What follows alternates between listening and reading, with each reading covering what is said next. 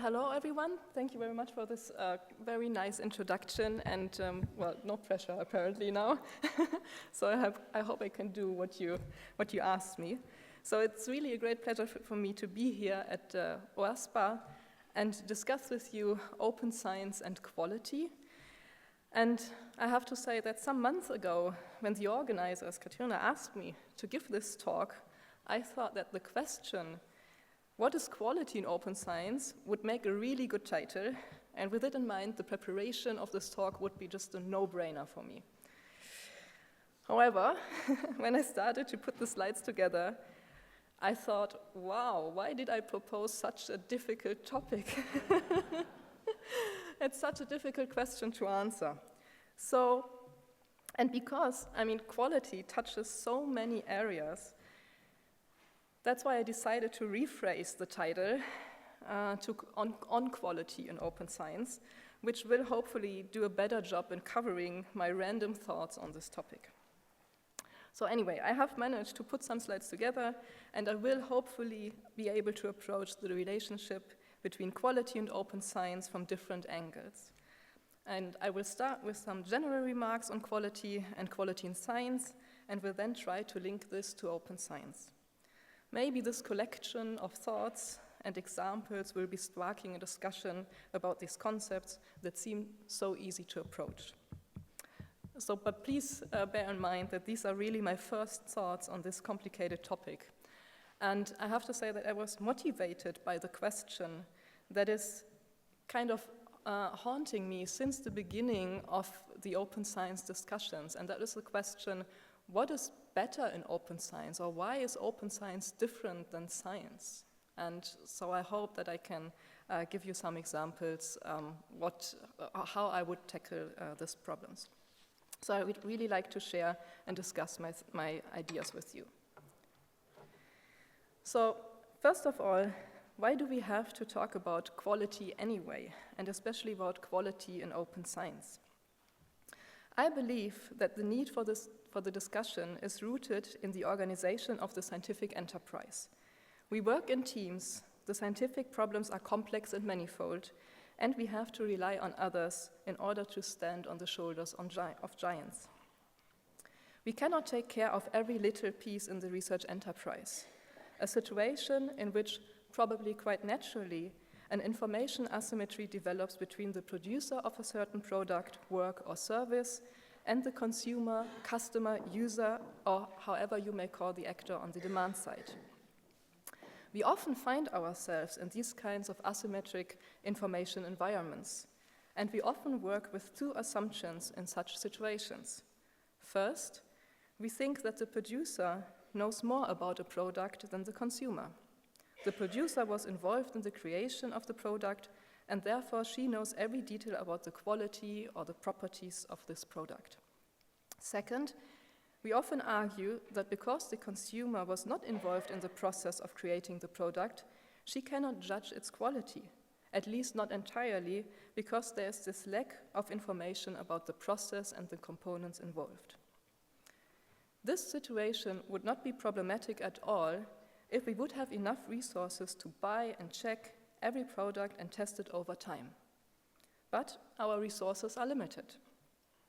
One option to deal with this asymmetric situation is, well, to just trust the producer or the seller.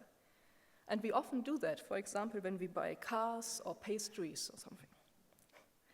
However, that is not necessarily the road we take in research environments. We need to know, and we cannot just trust. But what is it what we need to know? What is it what we mean by quality? So maybe it's a good idea to detangle the concept of quality by looking up definitions. And Katrina knows already that I always like to do that. So of course I go to my favorite reference site, which is Wikipedia. And so Wikipedia told me that I can consult Aristotle, but I can also consult physicists and others to get an idea of what quality means. So it turned out that quality is not really easy to define. It's a complicated concept. So for this talk, I decided to focus on two aspects of quality, which I think are most important when talking about quality in or quality of open science. I also think that these two aspects should always be treated in a temporal order, which means that the first has to be taken care of before the second can be tackled. So the first aspect is we need a shared understanding of properties of quality, and the second aspect is we need to somehow find a way to demonstrate quality. And I will try to introduce these two concepts in the following. And I will also try to explain how these are linked to the information asymmetry we have in science. So for the first aspect, the quality definition coming from business studies seems to be a good starting point. The definitions at Wikipedia says, quality has a pragmatic interpretation as the non-inferiority or superiority of something. It's also defined as being suitable for its intended purpose, while satisfying customer expectations. Quality is a somewhat subjective attribute and may be understood differently by different people. And the explanation on Wikipedia goes on. The common element of the business definitions is that the quality of a product or service refers to the perception of the degree to which the product or service meets the customer expectations. Quality has no specific meaning unless related to a specific function and/or object. And maybe you know this picture here, or this kinds of explanation, what the product developer expects and what the scientist expects and what the customer expects. So I thought this is a very nice representation of what was said in this definition. So, but what we learn from this definition is that quality is tied to three things. It's tied to the expectations and functions and customers. So the expectation must be clear, and the functions that could fulfill those expectations, and the people that articulate the expectations. We all need to know who they are, what they want. And when we think about research and science, we do know that now really the hard work starts here. So to determine whether something, a proposal, a paper, a method, is of good quality or not, the expectations must be set before the assessment or the consumption. We need a set of expectations against which we can test the product or the work. Otherwise, we would never know if the product is of good quality, because we do not know if our expectations are met. And when it comes to buying cars or pastries, the expectations might be easy to define.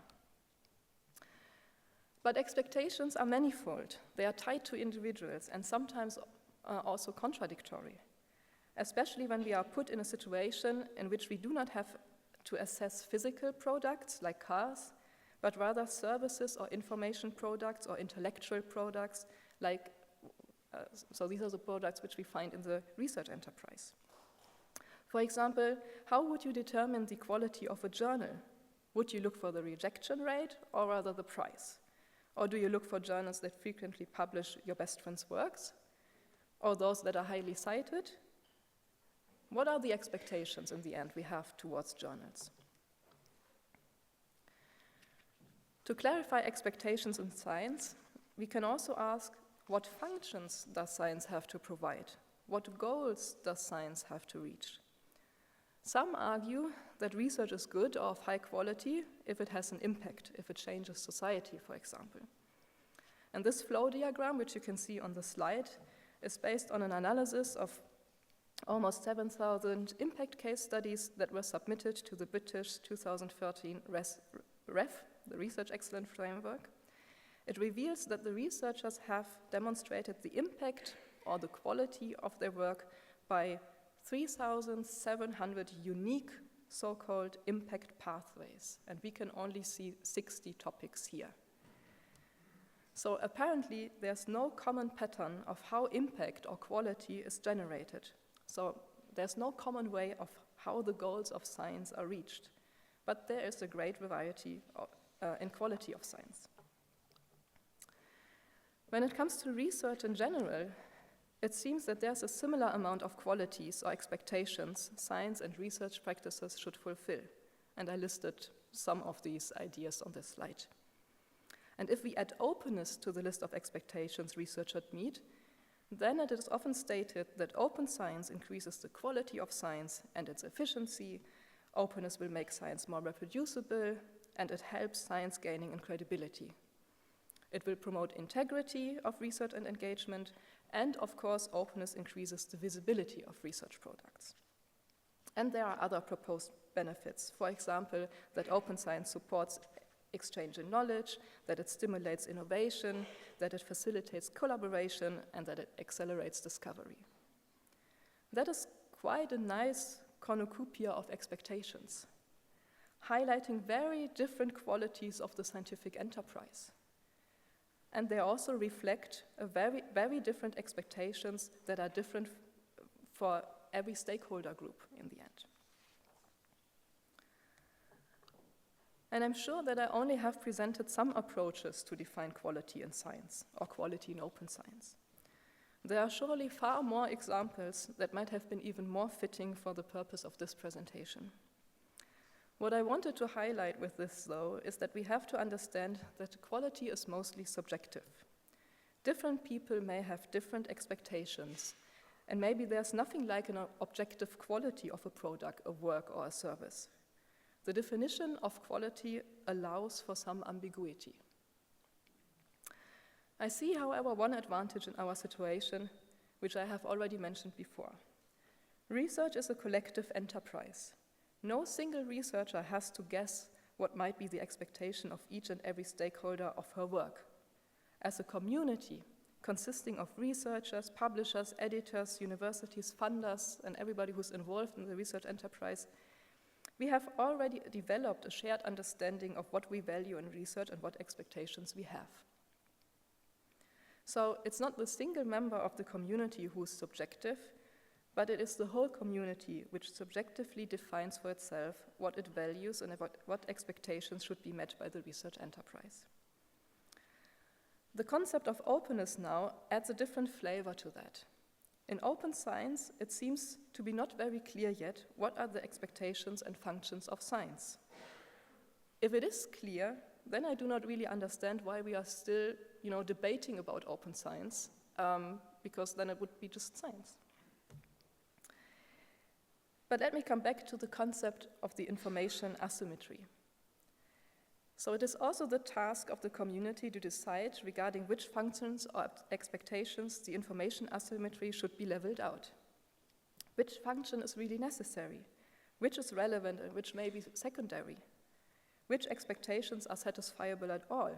Which expectations must be met by any research product no matter what? What do I need to know from the production process to assess whether my expectations are met? This also means that the producer has to know how she can meet expectations. In the research enterprise, those expectations must not be arbitrary and cannot develop in an ad hoc manner. I think we agree on that. Because if it would be in this ad hoc manner, then we would add subjectivity to science, and that is something we do not really want. So this is why I argue that a community needs a shared understanding of the properties of quality first, before it can search for the means to close the information asymmetry. So how is this commonly done? How do people from research usually try to level out the information asymmetry? Well, I just received this email from a mailing list, which, to be honest, left me speechless, and I wanted to share it with you. So I quote from the email, on which somebody asked, "We are currently looking at the research arm of our new institutional strategy, and there's a desire to have KPIs, key performance indicators for research, specifically a metric, and they are keen on just one, against which to evaluate the performance of our research and report back to the Board of Governance." Sounds familiar, doesn't it? The problem is that it is very difficult to make something visible that is tough to define. How to visualize quality, or that a product has met your expectations. How can you test, scrutinize a product when you only have limited resources to level out the information asymmetry? What this example shows is that usually people will collect signals, KPIs, or other indicators to get hold of the quality of a product or service. And they do that even if those signals might not be appropriate to reflect the expectations they had. And those signals or indicators can take various forms. And this is just a random collection of signals I have found on the web. Brands, hallmarks, rankings, they all serve the same purpose. They try to represent the product's quality. They try to make quality visible. And they try to close the information gap between the producers and the consumers. Those signals reduce the complexity of expectations. And if you remember the REF impact case studies example, they reduce the amount of pathways to explain how these expectations have been met. By using such signals, you have basically outsourced the alignment of expectations and functions for different products and communities. Signals are filters. They weed out the good from the bad.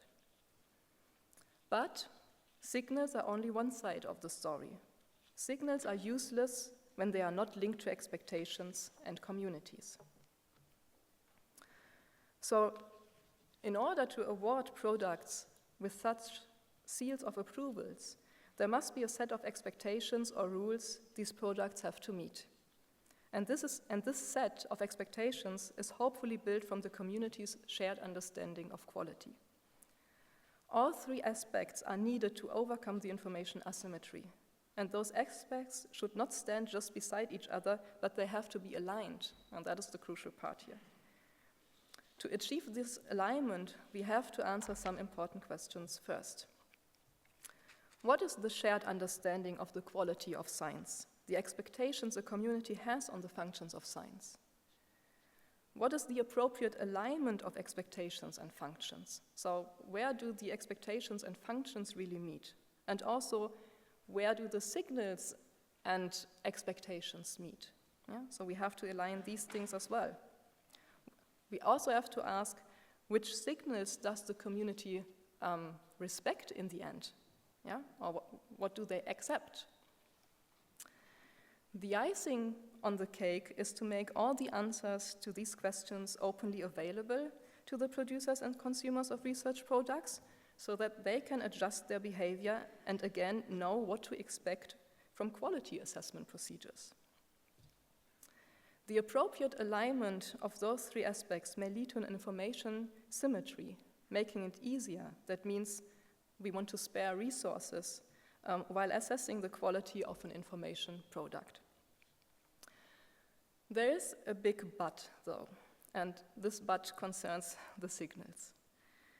Please, maybe you can raise your hand after lunch and get awake again. Who had ever had problems with a product, although it had a hallmark or a specific brand? Did this happen to you before? Yeah, okay. Yeah, so you experience by yourself that signals are only indicators or proxies. They are not one-to-one representations of a product's quality. We always have to keep in mind that the map is not the territory. And as was shown in the example from the mailing list, starting from the signals just because they are available and trying to re-engineer the alignment between them, the expectations and the community, is also not a good idea, because the result is always somewhat artificial, and that is the best case, or it's even arbitrary, and that is the worst case, what can happen. So instead of relying on signals, it is still the best way to judge the quality of something. So you need to get involved and to redo the whole production process, which is, of course, a very expensive endeavor. And you may ask yourself now, what has all of this to do with open science? And I hopefully will show you on the next slides why I think openness in science is a really good option in quality assessment exercises. So the interesting thing in open science is that in open science we do not need signals, indicators, or proxies anymore. or at least not for all cases in which we want to check whether the product has met our expectations.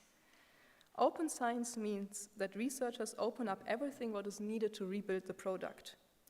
Remember our example from the beginning of this talk? Open science is about having a bakery made out of glass, but where you also can taste the ingredients, use a different tool to mix the ingredients, or in which you can even change ingredients or the baking temperature. It is about integrating the consumers into the baking process, similar to the idea of co-production, which can either result in a replication of a product or in a whole new product. And you may argue now that co-production is expensive as well, maybe as expensive as when you would check each and every paper for its quality.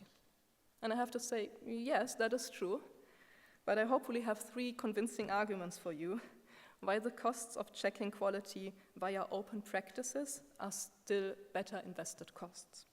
So the first argument is that a replication confirms that a product is qualitative, that it has met the yet-to-defined expectations. The second argument, when replicating or redoing a scientific product, the experimental setup, the data, the methods, and everything what you need to redo the process are already available. So the costs of repeating the production process are lower than if you would invent something new. And the third argument is that if the production process, which is manipulated by others, leads to a new product, we end up in a win situation, in my opinion, because it advances our knowledge, and even if this means that the new knowledge told us that the original product was of bad quality because it was not replicatable. Yeah, so then we know that at least. However, only how we build this glass bakery is still a challenge. But that is also the place where the research enterprise needs support from you, dear publishers and experts that build infrastructures. Those infrastructures need to move from distributing research results to opening up research.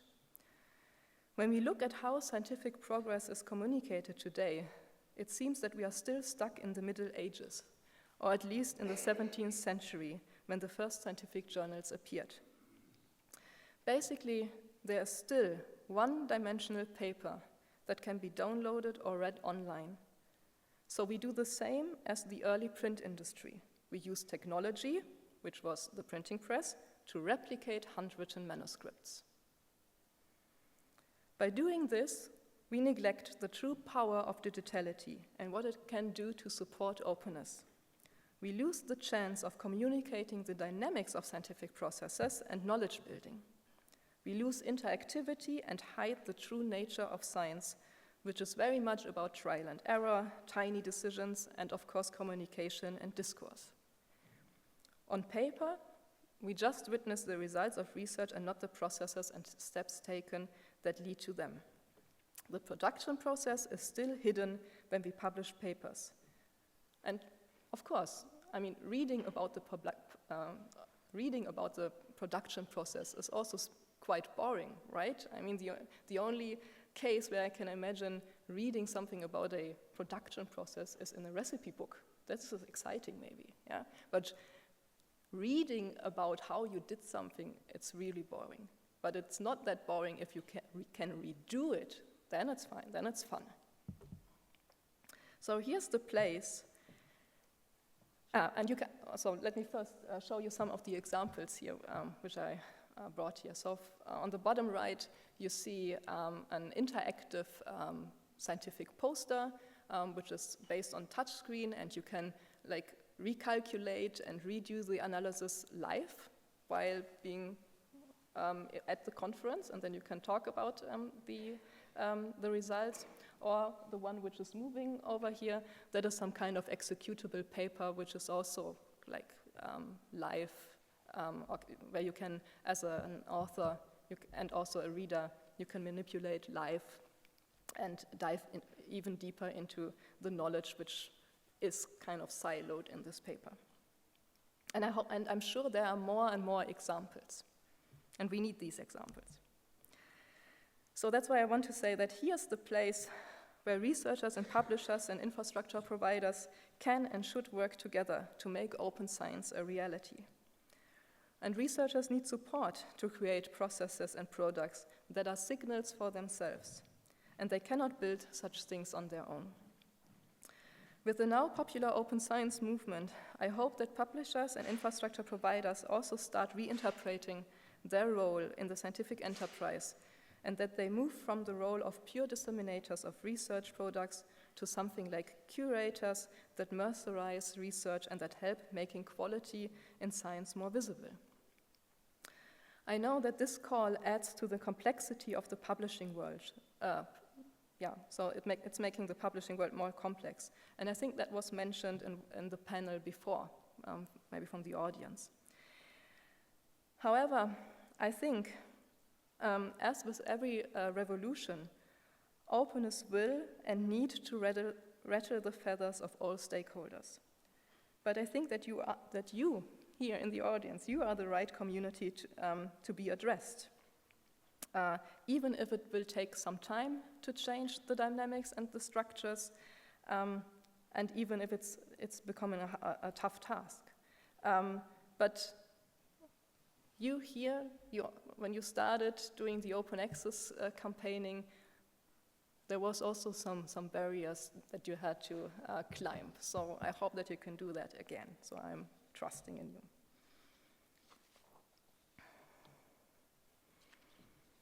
And I think with that, I want to come to the end of my talk and summarize what I tried to show you. We discussed the concept of quality and found that it is rooted in the information asymmetry between producers and consumers.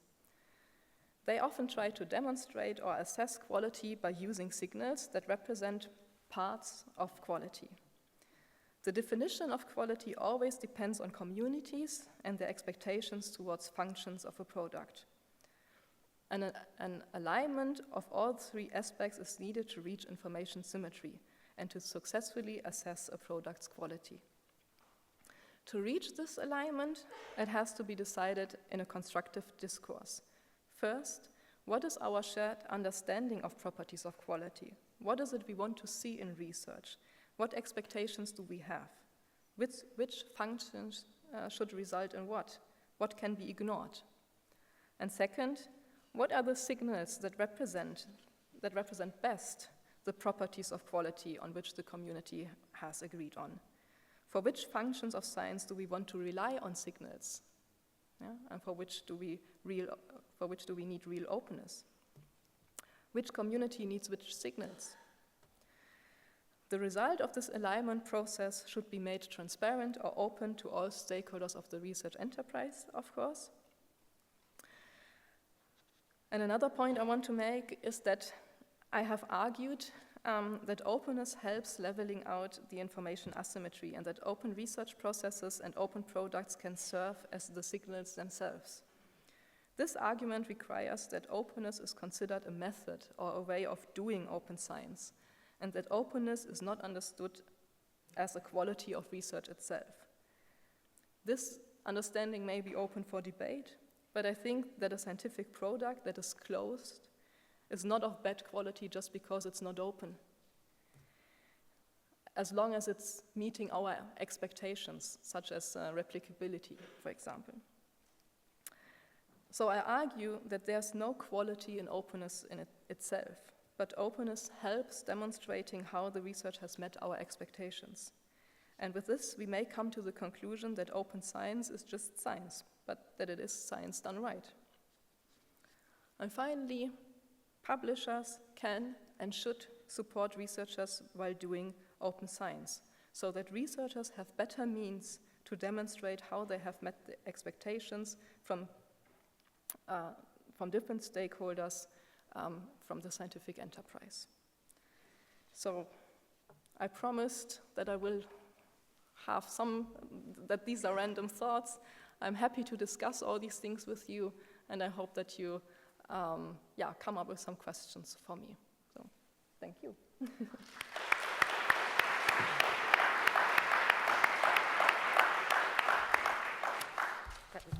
fantastic. Thank you very much. So I'm going to open it up to the floor. But if you don't have questions, I do. Okay, I'm going to start. Who gets to decide what the expectations are?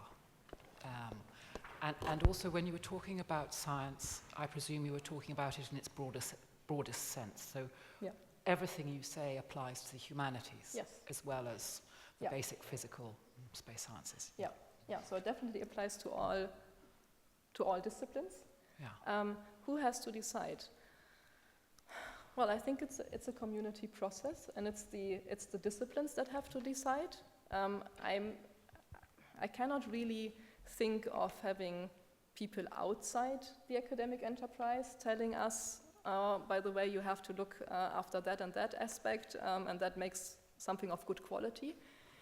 But given that we are having this discussion on open science and what it really means, and also feeling that there's quite some tension in it, so that's why I mean that there's room for this discussion. So that is now the point where we can re-evaluate what we want to see.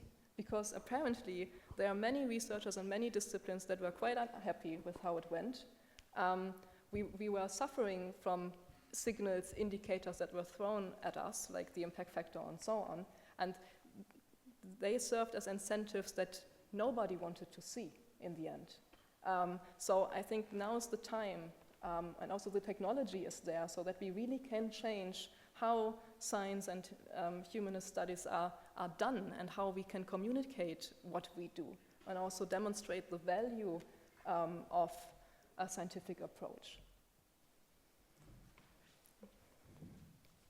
Yeah, but it has to be the communities, I think. The scientific community has to decide on this. Too heavy after lunch, I'm afraid.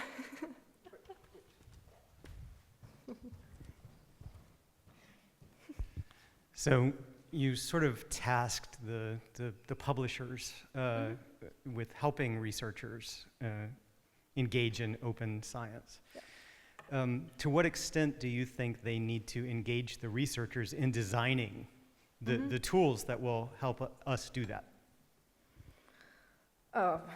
Very much. So as with the discussion on what is quality, also we have to decide how we can build tools that help us demonstrate how we meet the expectations. And in order to do that, we have to be in a very close relationship to the publishers that develop all of these services. And I know that most of you are already doing that, so you will have advisory boards and so on. But even closer, and I'm also calling for my fellow research colleagues, because they also are very stuck to paper. Yeah, I also brought my paper, even if it's not a non-paper conference. But we have to learn. Yeah, so every target group or every stakeholder of the research enterprise has to change a little bit. But while changing, we will hopefully get to a better place, because that is what the open science movement and all the open access ideas have in mind. I think that is the common ground. We want to have a better scientific world. We have to define what this better looks like. But I'm pretty sure that we need digitality and the digital tools to do that. But as with you, I'm sure that you cannot develop some of these, the tools you would need just like as a byproduct. So that's not possible. So, and I think it would be a good relationship with the publishers or other infrastructure providers to co-produce the means that help us doing open science.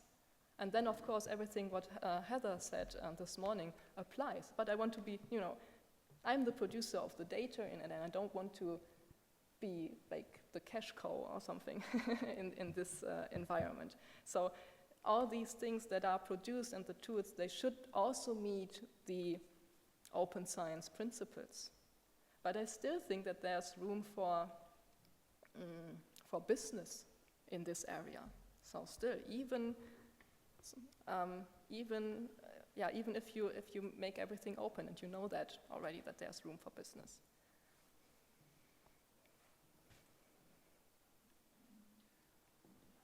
No? So, just to go back to one thing you were saying, you were talking about the fact that it's not really about open. Open enables the process. Mm-hmm. So is what we're talking about more about what does 21st century scholarship look like at the moment, or given the tools and technology, and who gets to decide on that? Yeah, yeah. Thank you. That's fantastic. Thank you very much. Thank you.